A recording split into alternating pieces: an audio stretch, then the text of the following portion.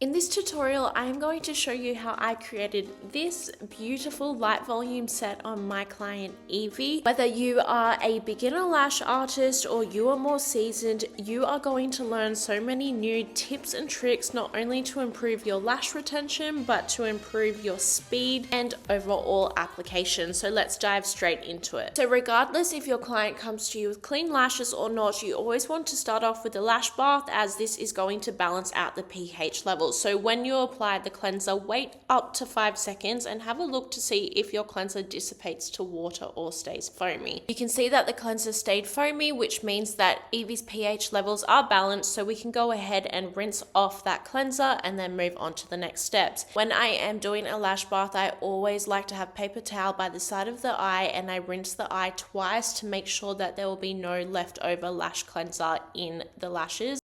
Next, I am drying Evie's lashes with my fan before I apply the eye pads. That way there will be no trapped moisture, which could lead to shock curing. So when I apply the eye pads, the skinny side is going to be towards the nose. So pinch the eye pad and you'll see the ends of the pad will separate, which will allow you to pull it off of the film.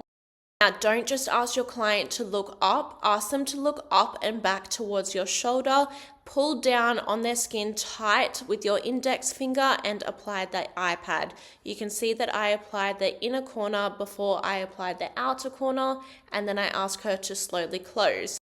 Next, we are going to apply 2 pieces of tape, one in the inner corner and one in the outer corner, to hold down any lashes that may have slipped out of the pad, but also to hold the pad in place throughout the process. Now, I'm just showing you the other eye from a different angle. Now, you notice on this eye, I don't actually place down the end of the iPad before she closes her eyes. This is to ensure that I can still move it around to make sure that it's not sitting up in her eye, as this will lead to discomfort and potentially chemical burn. Now that I have taped down the eye pads and I'm happy with how they are sitting, there are no lashes that are sitting up on an angle, I am going to go ahead and check her lash strength so that I can pick an appropriate lash curl and lash weight for her. Now, this can be done 2 separate ways, and I'm going to show you both. The first is with a spoolie, and as you can see, I am just running the spoolie along her lash line. The other option is to do it with your tweezers, and you run the tweezers through the lashes and you check for breakage. You are also checking for the length of the lashes and the overall strength of the lashes as well. And you are checking if they are straight, downturned, or have quite a natural curl to them. This way you can choose the appropriate products and you can have good lash retention. Moving on to mapping, Evie has asked me to do a cat eye on her today, so I'm going to start off by marking 3 even sections on the iPad. Now, the first section closest to the nose is the inner corner, and I always say that you should have a minimum of 3 different lengths within this section. That way you are creating body and the lashes don't look all brushy and all one length. So we have chosen to do 8, 9, and 10. Now, as we are doing a cat eye, we are going to create a flick on the end, which is going to be the longest length, which is 12, which means the body and the majority of the lashes are going to be 11. So on the other eye, just as we mark this out again, you can see we are creating 3 even sections, placing our flick, which is our longest length, in, then doing our body lengths before creating 3 different lengths in the inner corner to create some body and shape to the lashes. Next, we are going to be doing one of my favorite techniques, and this is where we actually get another iPad and we apply it on top of the lashes like I am doing here. Then we are going to get our curved tweezers, keep them closed, and gently thread out the top layer of the lashes. This is great not only for beginners, but for seasoned lash artists as well. It is going to help with your isolation and speed. Pro tip for you, if you are creating a wispy set, you always want to have your spikes and closed fans on the top layer of the lash line. So this is a great way to help you with your wispy sets as well. Now that that is done, we only have one more thing that we need to do before we actually get into lashing. Because Evie has slightly downturned lashes, I just want to lift them up a bit. It's going to help me with getting the bases secured onto the natural lash. So to do this, I got 2 pieces of tape and I detacked the ends of the tape.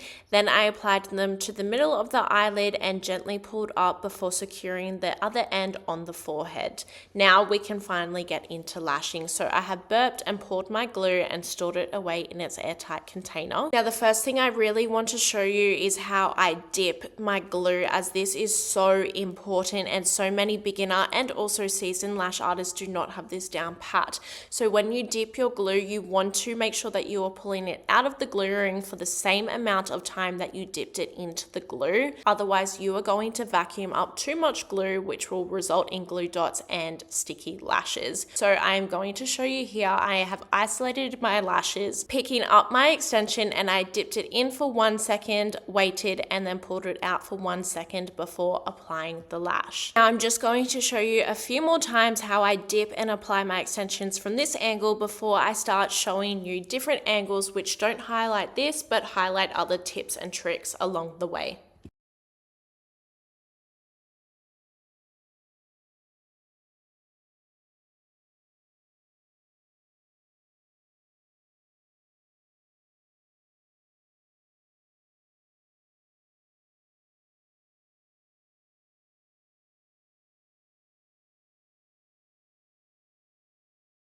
Okay, now that we have switched up the camera angles, I really want to show you the different ways that you can isolate. Traditionally, most lash artists are taught that they can only isolate with their one hand and the natural lash must be in between the isolating tweezers. However, when we are doing this layering method, we have so much more space. So if a natural lash has lots of space already on one side, all you need to do with your tweezers is move all of the lashes away on the other side. That way it is already isolated, and this is the beauty of this layering method and one of the ways that you can speed up your lashing. Now, of course, I'm not telling you to do this with every single lash. If there are natural lashes all around the lash that you would like to apply an extension to, of course, go back to your traditional method. However, if there is space around the natural lashes, you are more than welcome with your isolating tweezers to simply push those lashes out of the way.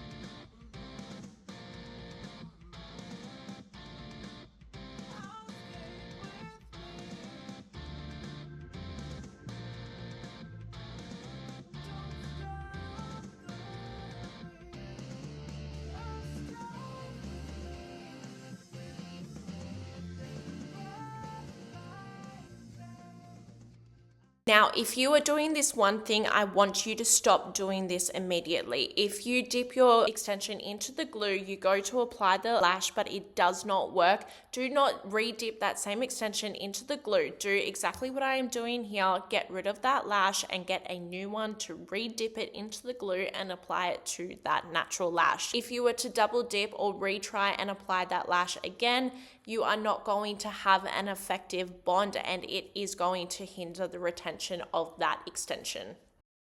At the top layer of the lashes are starting to get quite full, I am going to start checking for stickies. So to do this, I run my tweezers from the lash line all the way through to the tip of every single extension I have applied. This is also a good way to check that you have full coverage. As you can see here, I have missed a lash, so I have applied that extension before continuing on with my sticky check. Now that I'm happy with how everything is looking, I am going to go ahead and remove the tape and remove the top layer eye pads and then continue on with the rest of the set. With my isolation tweezers, I am very gently picking up the top of the tape and using my other hand to trace the skin, making sure that I'm supporting it along the way and removing that tape. I always pull the tape from the top to the bottom so that I do not take out any brow hairs. And then I am going ahead and removing the iPad. So I hold the bottom iPad and gently peel the top iPad off. Quickly going back, when you saw me just brush the lashes, I always like to brush the lashes every 30 or so minutes and make sure that no extensions are coming off when I brush them. If you are having more than 3 or 4 extensions come off when you brush the lashes, there is a high chance that you are having issues, whether it is with your glue or your bond or something else. Now I'm going to let you guys sit back with your notepad and pen for a few minutes, and I'm going to stay quiet so that you can simply watch the process and soak it all in.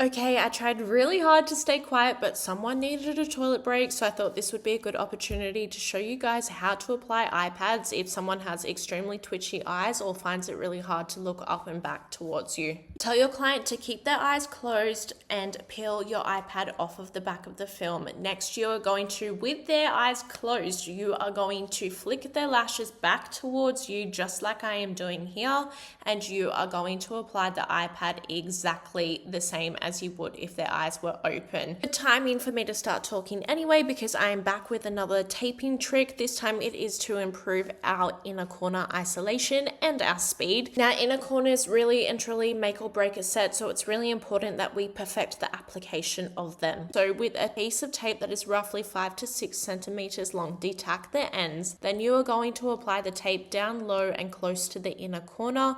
You are going to gently pull the tape horizontally towards their ear and place it down. Now, as you can see, there is so much more space in that inner corner, which is going to help overall. Pro tip though, as you have created more space in the inner corner, you have created less space throughout the rest of the lash line. So if you are still applying eyelash extensions to the rest of the lashes, you need to make sure that you are not creating stickies. So I recommend that you hold your isolating tweezers open for a second or two longer after you have placed on that extension, so that the glue can cure or dry before you move on to the next lash.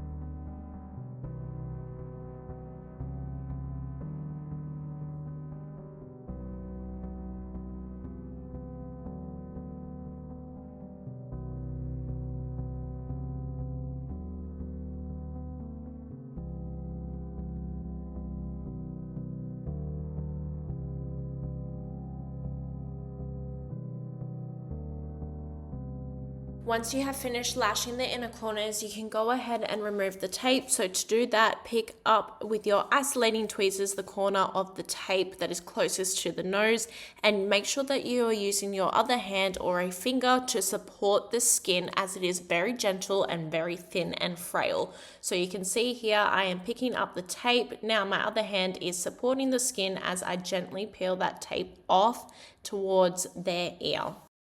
Repeat on the other side, do a quick sticky check, brush those lashes, and then you can continue on applying extensions.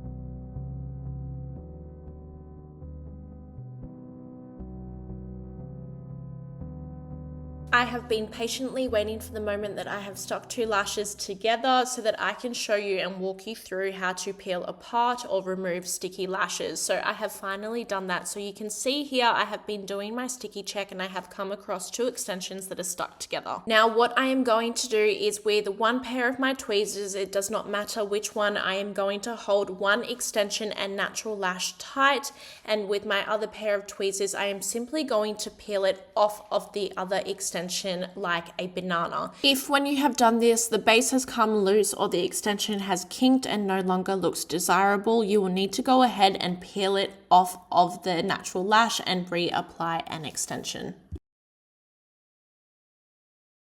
Now I'm going to show you another layering method. It is exactly the same as the top layering method, but this time it's on the bottom. So grab an iPad, and this time we want the sticky side facing us. We are going to slide it just under the tips of the eyelash extensions, and we are going to flick it back like I have done here. Now you can adjust that iPad so that the natural lashes are sitting on different angles that suit you. And as you can see, all of the eyelashes that do not have extensions attached to them have been exposed, and there is also a lot of space now, making it so much easier and faster for us to isolate those lashes to apply extensions to.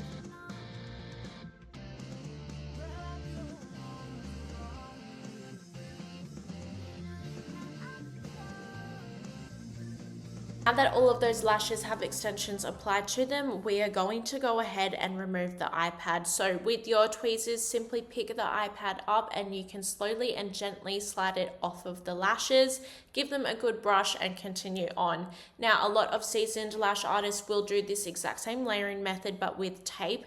If you are removing the tape, you need to be a lot more careful and gentle and take your time to do this so that you do not rip out the extensions and the client's natural lash.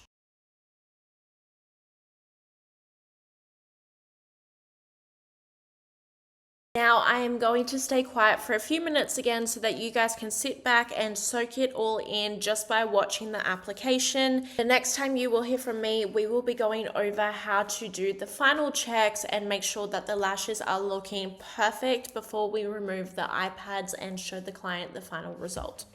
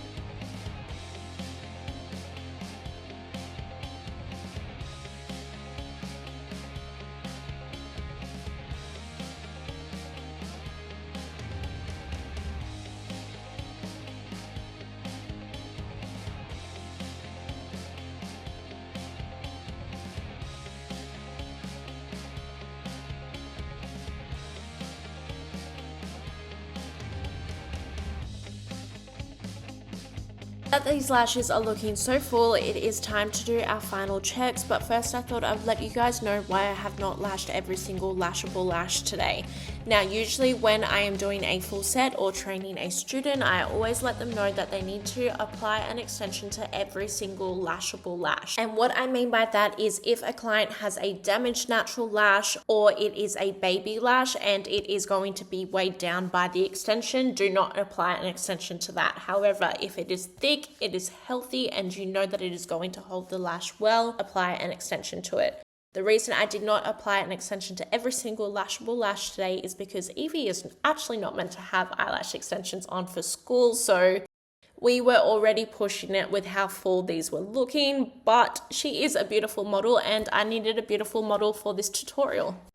Okay, now that's enough of yapping and we are going to go through this final check. So the first thing that we are going to do is to do a sticky check. So again, with our tweezers, we are running our tweezers through every single eyelash extension from the lash line all the way to the tip of the lash.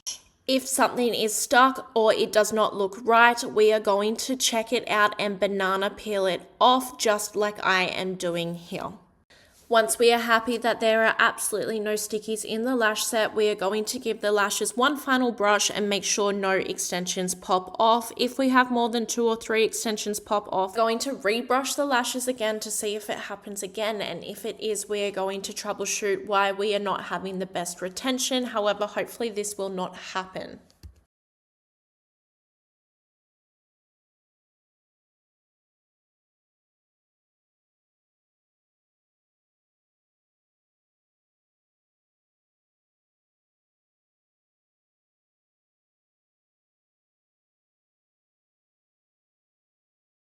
So we can move on to the next step, which is checking that there are no eyelash extensions glued to either the iPad and that there are no bottom lashes stuck in the extensions or the top lash line. So to do this, ask your client to tilt their chin up and back towards you. With your finger, you can flick back the eyelash extensions and you can see that there are no extensions stuck to the iPad. So now we're checking the lash line for any bottom lashes that may be caught in the extensions.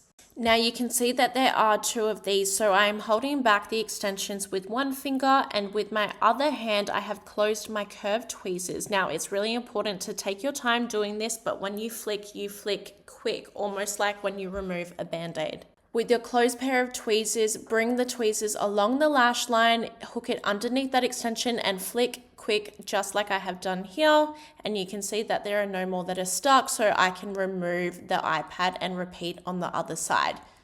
Head, fan those lashes off, give them a brush, make sure they look beautiful before handing your client the mirror. Now that Evie is opening up her eyes, you can see the final result. I hope you enjoyed this video. I hope you got lots of tips and tricks out of this.